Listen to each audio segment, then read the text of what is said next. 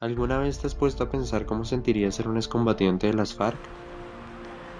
Dejar todo lo que conoces y hacías para adaptarte a una sociedad bastante polarizada y ruda. Buscar tener un empleo, un sueño y una vida por primera vez. ¿Y qué pasaría si esta sociedad te rechaza? ¿Qué pasaría si no hay un espacio de reconciliación y perdón? ¿Qué pasaría si las etiquetas de la sociedad te impiden alcanzar tus sueños? Esas son las preguntas que todo ciudadano debería hacerse en este escenario de posconflicto. Ponernos en los zapatos del excombatiente, entender sus miedos y frustraciones y permitirle adaptarse en la sociedad. Nuestro grupo de liderazgo se planteó estas preguntas y a partir de ellas realizamos 3 experimentos. El experimento de Camila pretende ser un diagnóstico de los sentimientos y reacciones de los estudiantes. Por lo tanto, se compone de los siguientes pasos. Primero, se les muestra a los estudiantes a Camila. Sin mayor información adicional, se les pide que en la parte superior de un post-it escriban su reacción hacia ella, lo que piensan de ella o lo que les gustaría decirle a ella. Después de esto, se les comenta y se les revela que Camila es una excombatiente de las FARC.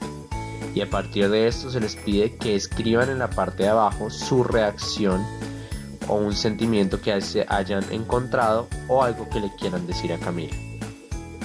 Finalmente se les expone una breve reflexión sobre el tema. En la reflexión buscamos que las personas entiendan la importancia de la empatía hacia los excombatientes. Buscamos que dejen a un lado los estereotipos y les invitamos a expresar con sus palabras si sintieron algo durante el experimento. La historia de la gente, o sea, como que a mí me parece saber que detrás de esa persona hay una historia. Y luego al principio como muy superficial. Pensé que era un proyecto de diseño. ¿Qué opinas de cómo se viste o qué opinas de cómo de la imagen personal? Pero es muy diferente a la hora de saber que hay una historia tan pesada y tan impactante detrás de esa persona. Y que tenga la fortaleza como de posar así frente a una cámara, esto es todo lo que ha visto, esto es todo lo que ha vivido. Se me hace muy admirable.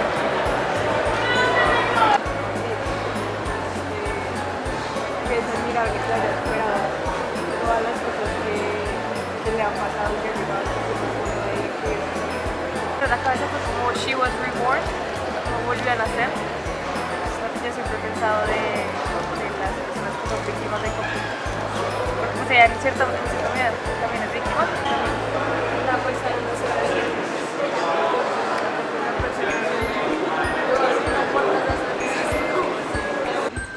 Y cuando me entero que es excombatiente, pues lo único que puedo decir es bienvenida y nosotros podemos construir una compañía. Y luego de saber que es excombatiente, pues simplemente como que pienso un poco más en la esperanza y en que necesitamos a todas las Camilos excombatientes para construir como lo que nos queda en Colombia, que es todo. Lo bueno de Camila es que permite que cada uno de los intervenidos construya su propia reflexión a partir de las emociones y sentimientos que haya tenido durante el experimento. Las reacciones fueron muy diversas, pero a pesar de que pensábamos que recibiríamos comentarios negativos después de informarles que Camila era un excombatiente, ninguno de los aproximadamente 80 intervenidos lo realizó, lo que demuestra que la inclusión de los excombatientes en la universidad va por buen camino y que al menos no existe un sentimiento de rechazo hacia ellos, lo que revela la realidad del tema que nos interesa, la inclusión de los excombatientes en la sociedad.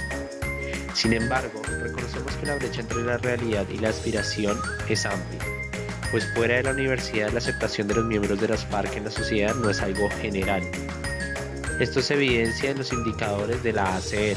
A pesar de que el gobierno ha adelantado en el pasado intervenciones para construir paz, pocas han buscado la reintegración de los excombatientes y han sido realmente efectivas, pues las estadísticas que se mostraron anteriormente reflejan que aún continúa un rechazo hacia este grupo poblacional.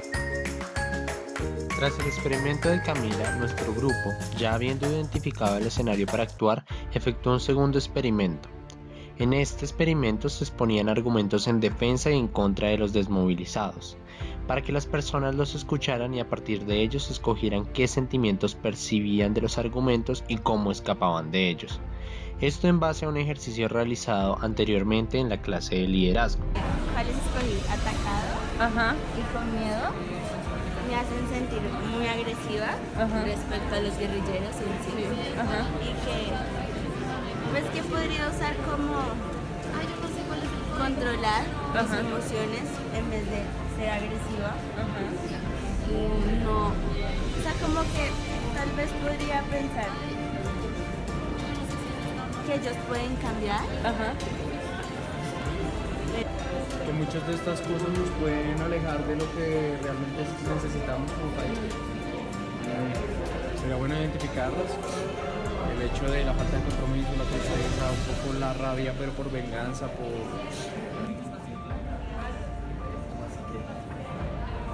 Yo creo que sí, con miedo también. No se puede mezclar como controlar Sí, claro. con agresividad. O sea, entonces ¿tú crees que esa persona dijo que ellos nunca van a cambiar? Porque Tiene miedo y entonces recurre a un poco de agresividad y de intentar controlar la situación. En este experimento buscábamos hacer reflexionar a las personas sobre sus emociones, permitiéndoles indagarse sobre los cambios adaptativos que debían superar para la construcción de paz. Ahora bien, el último experimento tiene por nombre Un mensaje para la paz, y buscaba hacer que los que asistieran al Día País escribieran un mensaje positivo a los excombatientes de las FARC. Entre quienes escribieron el mensaje se encontraban algunos profesores, estudiantes, asesores del gobierno e incluso unos músicos reconocidos. Todos ellos se unieron al objetivo de construir paz escribiendo un mensaje de bienvenida a los desmovilizados.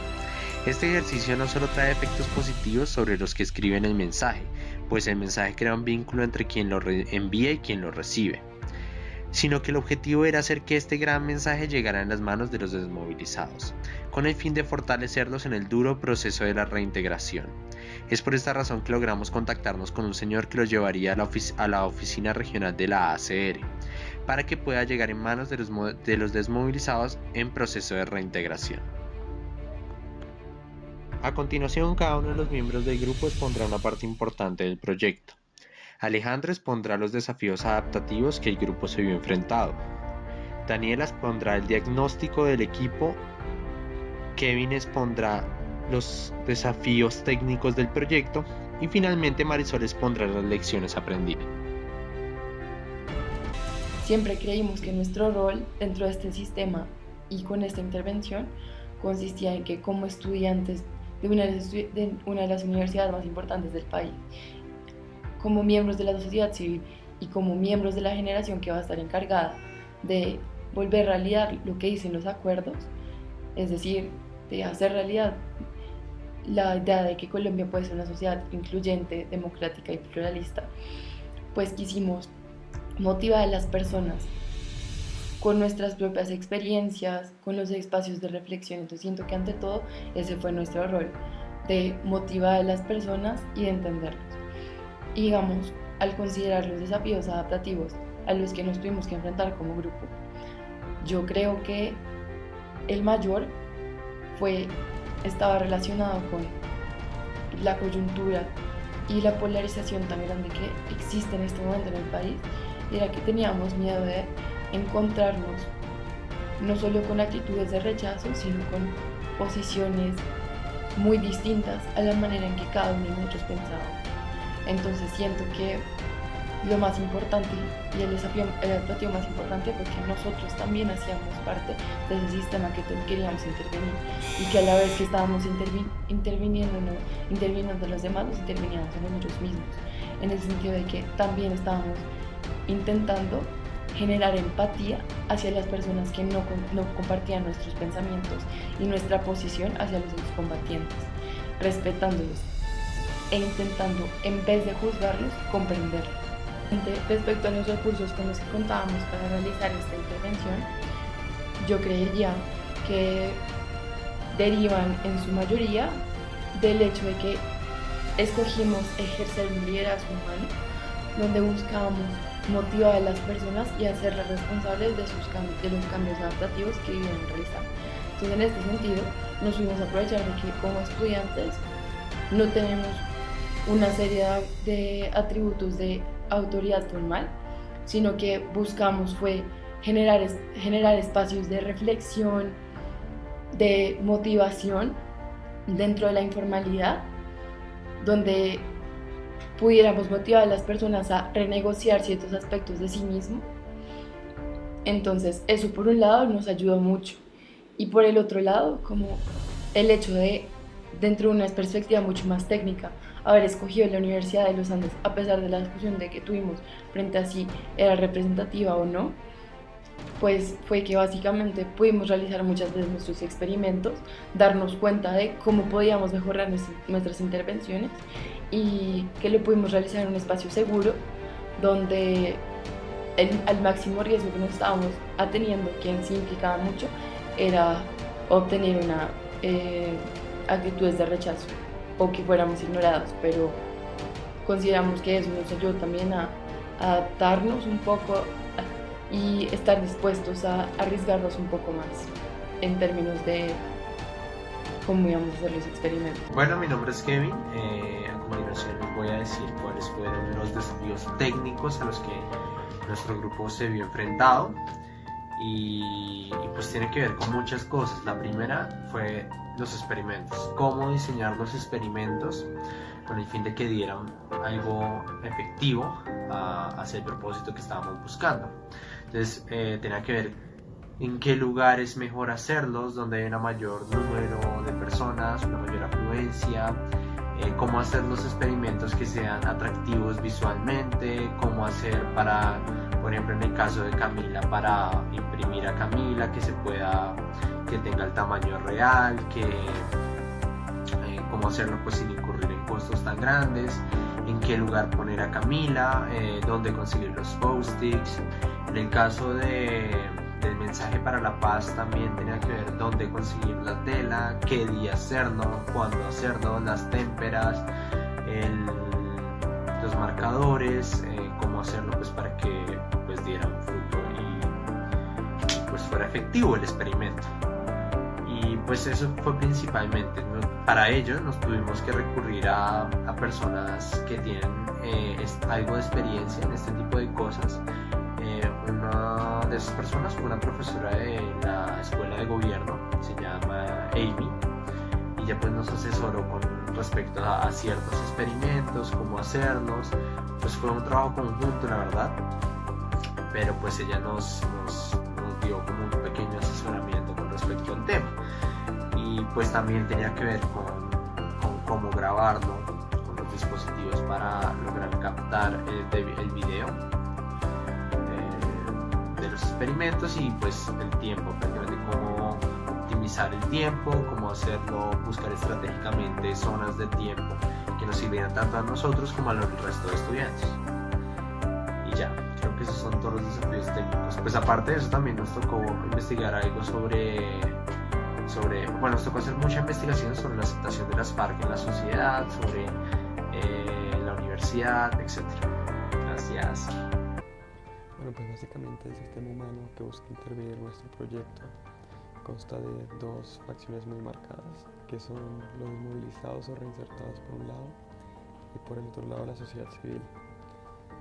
Sin embargo, dentro de esta sociedad civil se pueden diferenciar dos grupos, que son aquellos que están como más abiertos a recibir a estos reinsertados a la vida diaria y cotidiana, y aquellos a los que les cuesta más debido a experiencias que hayan vivido o miedos que tengan con respecto a estos.